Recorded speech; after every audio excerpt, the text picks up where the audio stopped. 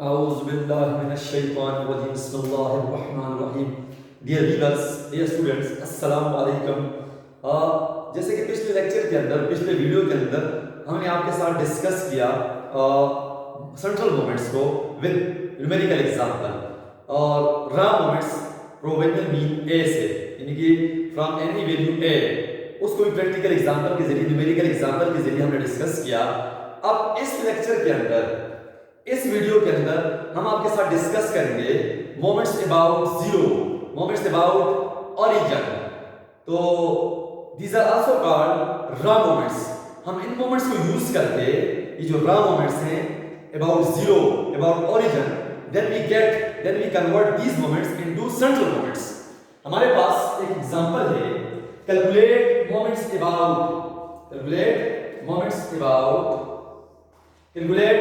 About me. यहां पे question में उसने मेंशन किया हुआ है कि कैलकुलेट मोमेंट्स अबाउट मीन से आपने मोमेंट्स फाइंड करने हैं using moments about zero, about origin, यानी कि आपने रा मोमेंट्स को यूज करना है, मोमेंट्स अबाउट जीरो को यूज करना है, then you find moments about mean for this data set 1 1 0 2 2 3 1 0 1 3। these are the 10 values, total number of observations 10। अब हमने, क्योंकि डेटा आपके पास किस किस्म का है, इंडिविजुअल सीरीज है, अनग्रुप डेटा है, तो आपने जो रा मोमेंट्स यानी कि मोमेंट्स अबाउट जीरो के लिए जो फार्मूला यूज कर रहे हैं वो भी इंडिविजुअल के लिए यूज करते हैं। हमारे पास सॉल्यूशन में m1 prime summation x divided by m, m2 prime second moment about zero summation x square divided by m, m3 prime summation x cube, m4 prime summation x की power 4, x की power 4, x की power cube, x square and x। नीचे divisor में क्या है, n, total number of observation. अब इन फार्मूलों को देख के आप काम करें।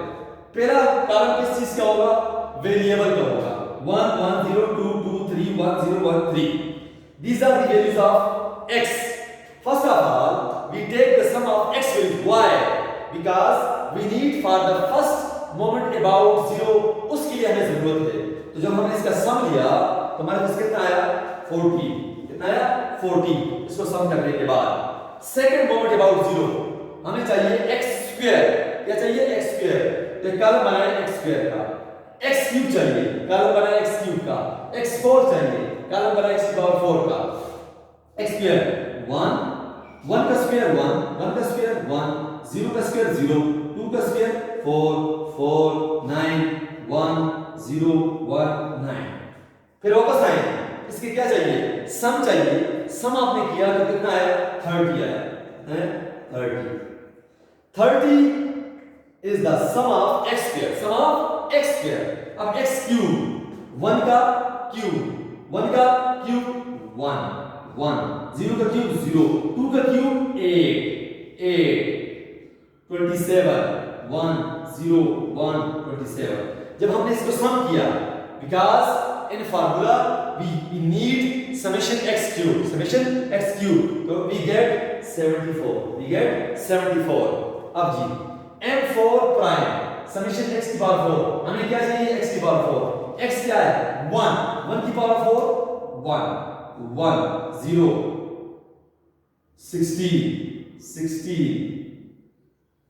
81 1 0 1 81। जब हमने इसको सम अप किया, सम अप करने के बाद हमारे पास कितना बनता है, 198।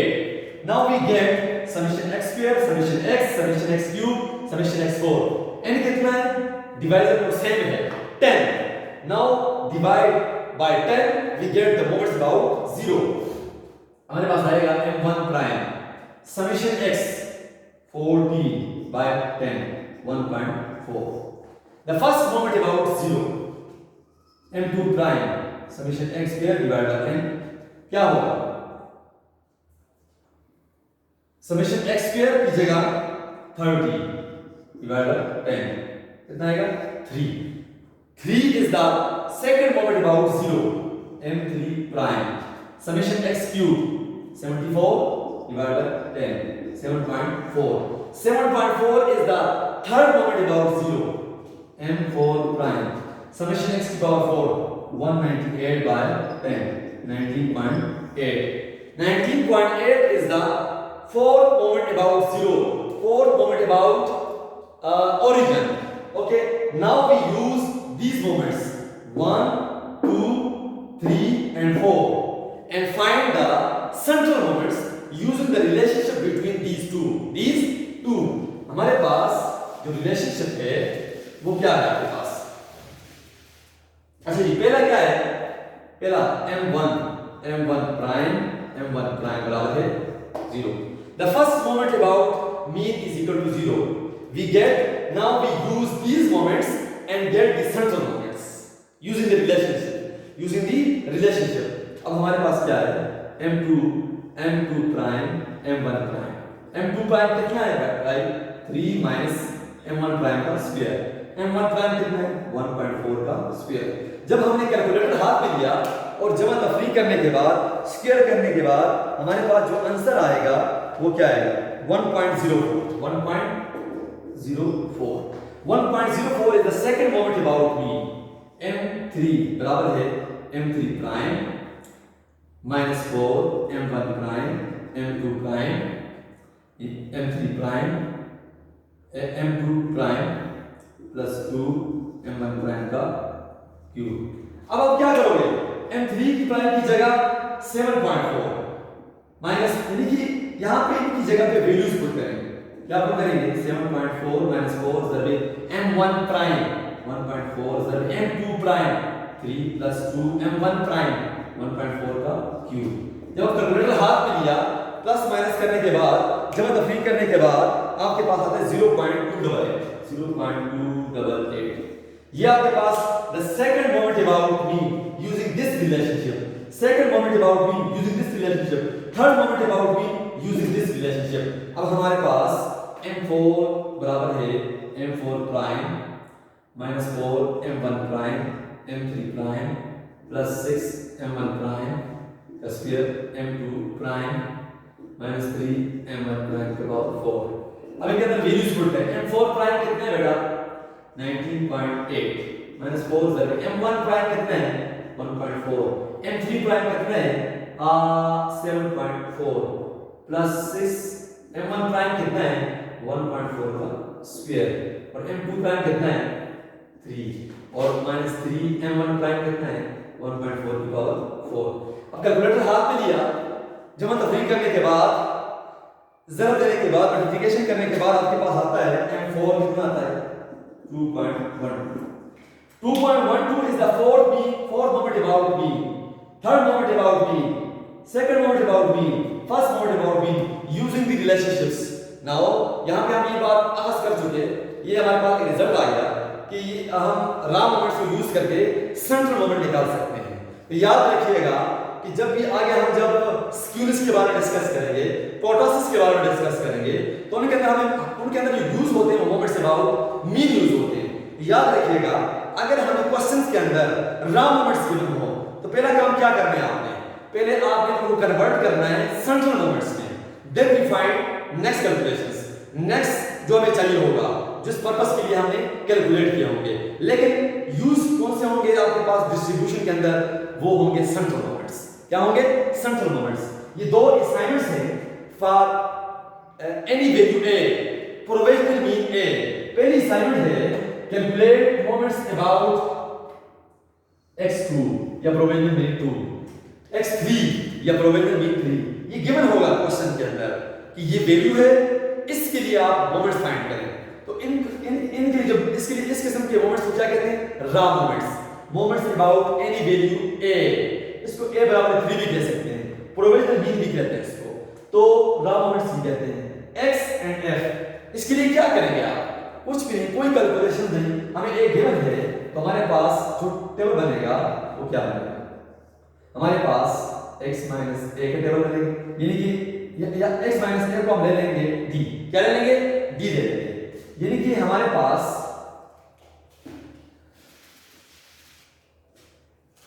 इसके लिए जो फॉर्मूला यूज होंगे क्या होगा?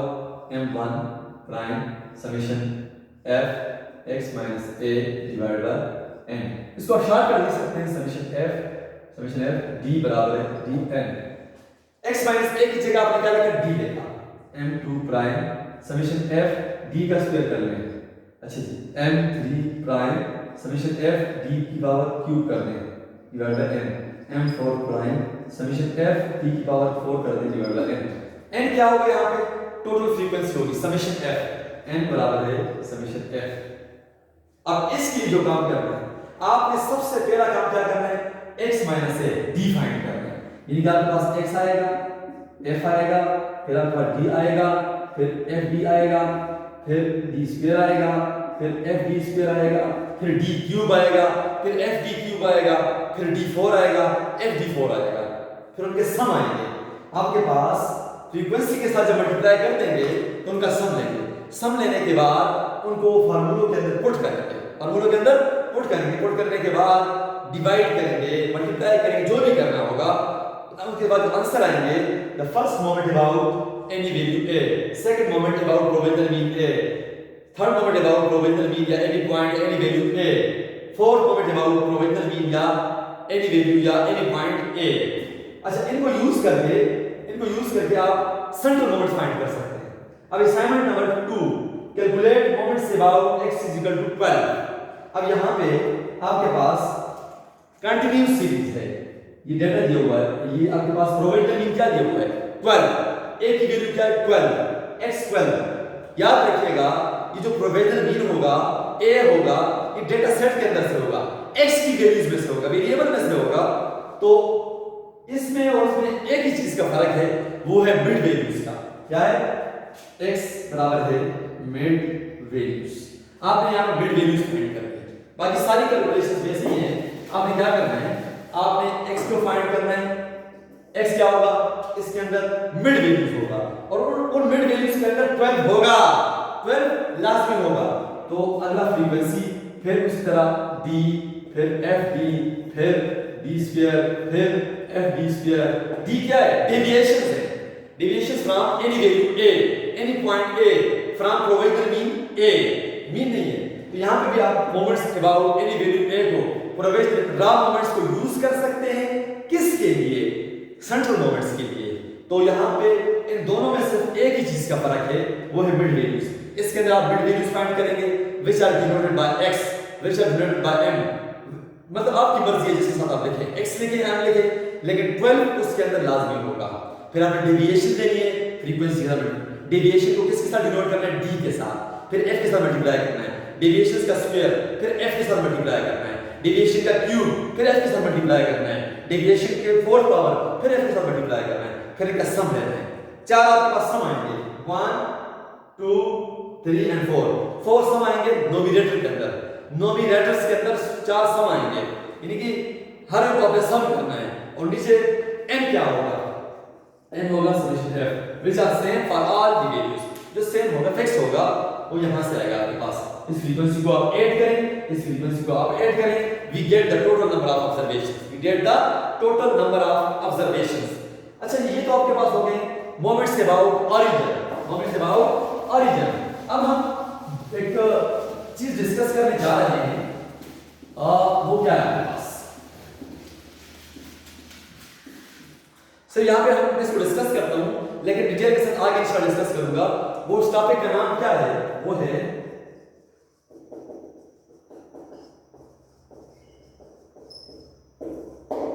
Moments ratios.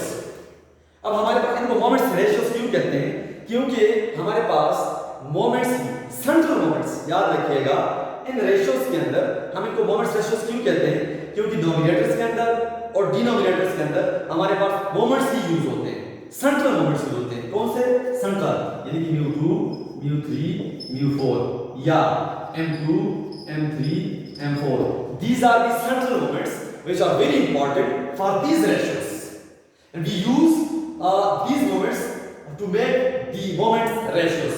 हम इन moments ratios को बनाने के लिए इन्हीं तीन का सहारा लेते हैं, सेंट्रल मोमेंट्स का, रॉ मोमेंट्स का नहीं, यानी कि मोमेंट्स अबाउट ओरिजिन का नहीं, मोमेंट्स अबाउट प्रोबेबल मीन ए का नहीं, हम मोमेंट्स अबाउट मीन यूज करेंगे इन रेशियोज के अंदर। अब इन रेशियोज का क्या फायदा है, नेक्स्ट हम इसका डिस्कस करेंगे। इन रेशियोज के जरिए हम डिस्ट्रीब्यूशन के अंदर देखते हैं कि स्क्यूनेस है या नहीं है। कर्टोसिस है या नहीं है। ठीक है, अब यहाँ पे हम जो रेशो बनी है हमारे पास, इन तीनों को मिलके बनेगी।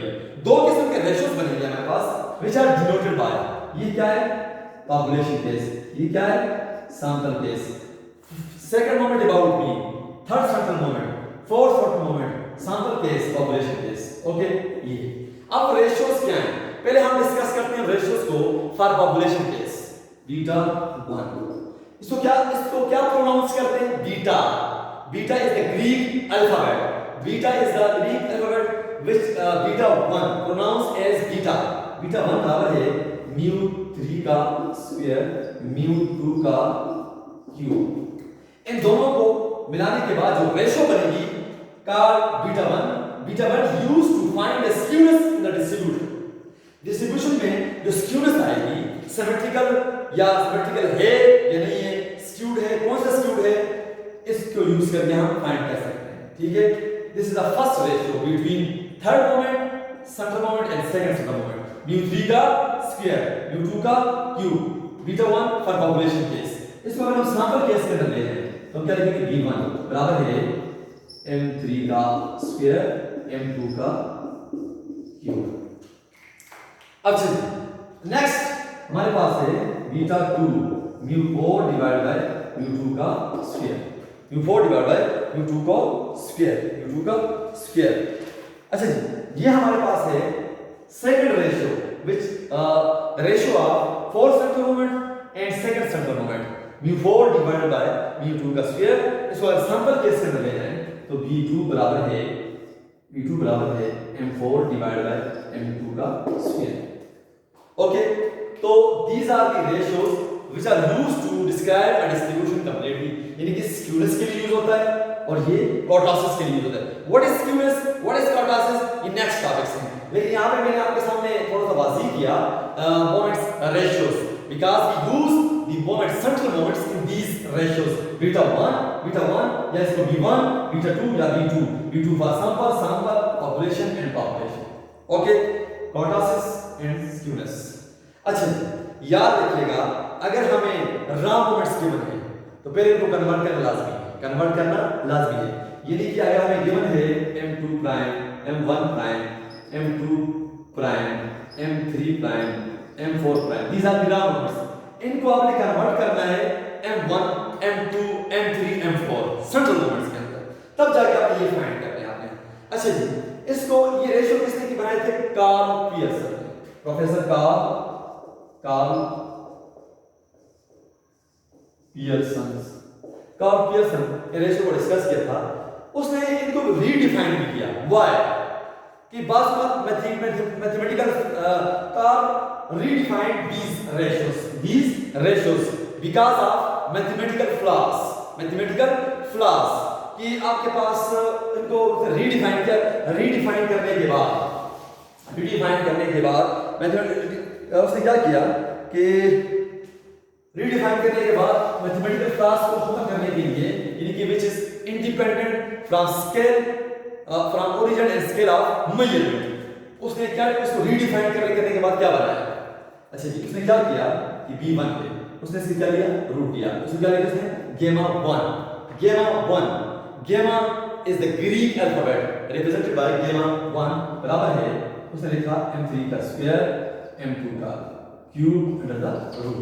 तो लिखा gamma 1 बराबर है, क्या लिखा, gamma 1 बराबर है m3 का स्क्वायर रूट के साथ कट जाएगा, m3 रह जाएगा, नीचे रह जाएगा m2 का 3/2, तो gamma 1 बराबर है m3 डिवाइड बाय m2 का स्क्वायर किसके बराबर होता है, वेरिएंस के बराबर होता है। ये m2 किसके बराबर होता है, वेरिएंस के बराबर होता है। अब लिख सकते हैं s स्क्वायर की पावर e, अब लिख सकते हैं s क्यूब आपके पास m2 का स्क्वायर। तो यानी कि बात कहने का मकसद ये है, अगर आप इसके यहाँ पर लिख लें m2 का क्यूब अंडर द रूट और यहाँ पे लिखें m2 क्या होता है आपके पास s स्क्वायर होता है, तो अंडर रूट और की पावर 3 ये कट जाएगा, तो ये हो जाएगा आपके पास m3 divide by s cube. ये आपका रीडिफाइन हो गया और यहाँ पे इसकी जो लिमिट है वो -∞ less than gamma 1 less than ∞, इसको भी उसने रीडिफाइन रीडिफाइन किया because of mathematical flaws independent of origin and scale of measurement. उसने रीडिफाइन करके इसको क्या बनाया था, रीडिफाइन करके इसको बनाया गेम 1, ये हो जाएगा m3 डिवाइड बाय s का क्यूब, ये रेशो हो गया। दूसरे को उसने रीडिफाइन किया, लिखा v2 - 3 बराबर है गेम 2 बराबर है m4 डिवाइड बाय m2 का स्क्वायर माइनस 3। तो ये गेम 2 बराबर है, ये क्या बन जाएगा आपके पास, रीडिफाइन करने के बाद आपके पास बन जाएगा m4 डिवाइड बाय, अब m2 क्या होता है, m2 centre second central moment क्या होता है डिवीजन के लिहाज से, वेरियस होता है, s स्क्वायर होता है, तो s स्क्वायर ऊपर स्क्वायर s की पावर 4 माइनस 3 ये, और यहां भी minus infinity less than game 2 less than infinity. These are redefined because of mathematical flaws Carl Pearson which are independent from origin and scale of measurement। उसने इनको redefine किया, beta यहाँ पे उसने एक बनाया गेम 1 एक game 2। These are the redefined Carl Pearson formulas। तो यहाँ ये तो आपके पास मोमेंट्स रेशियो हो गए हैं आपके पास which are used in skewness and kurtosis। What are the skewness and kurtosis we discuss in the next section इंशाल्लाह। तो तब तक के लिए अल्लाह हाफिज़। तो दुआ में याद रखिएगा, इंशाल्लाह नेक्स्ट मिलते हैं नेक्स्ट लेक्चर के साथ, तब तक के लिए अल्लाह हाफिज़।